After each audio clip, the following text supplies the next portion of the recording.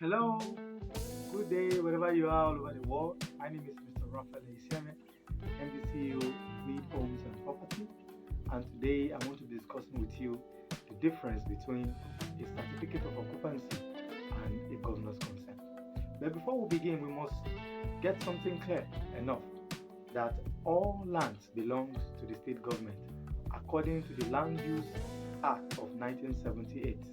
However, if as a citizen, there's a portion of land that you've acquired and you need the consent or you need the approval of the government, there's a process that you need to go through, and the government will give you an approval called a certificate of occupancy, meaning that Mr. XYZ now has the right ownership to this particular property.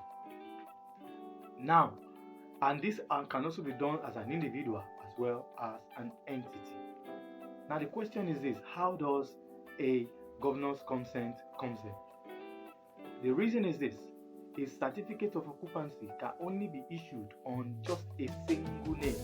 That is to say, if I, Mr. XYZ, buy a particular portion of land and I process the documentation for a CofO, as soon as it comes up as a first timer, probably for that portion of land, it will only be on my name, Mr. SYZ. CofO document for me. Now, in the situation whereby I now intend to sell to another, probably a company or an individual, probably Mr. or Mrs. ABC. So what happens is this: as soon as I hand over the right of ownership, all the documentation that proves that I have sold and transferred ownership to Mr. or Mrs. ABC, because he wants the new documentation to be on his or her name, we go and meet the government, submit all the proper documentation to show that I have transferred ownership to him or her. So now the government now process a document to consent that, oh, the owner of this said particular portion of land is no longer Mr. XYZ, it's now Mr. or Mrs. ABC.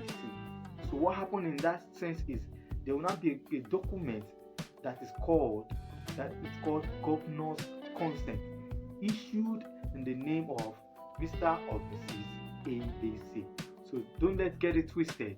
That's just a simple explanation of the difference between a certificate of occupancy CofO and a governor's consent. I do hope you've been able to get value. So the next time that you see that, you should be able to differentiate between a CofO and a governor's consent.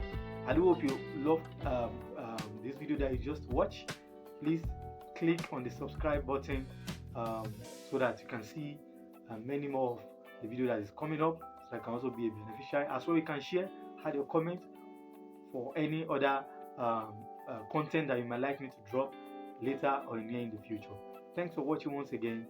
Have a wonderful day.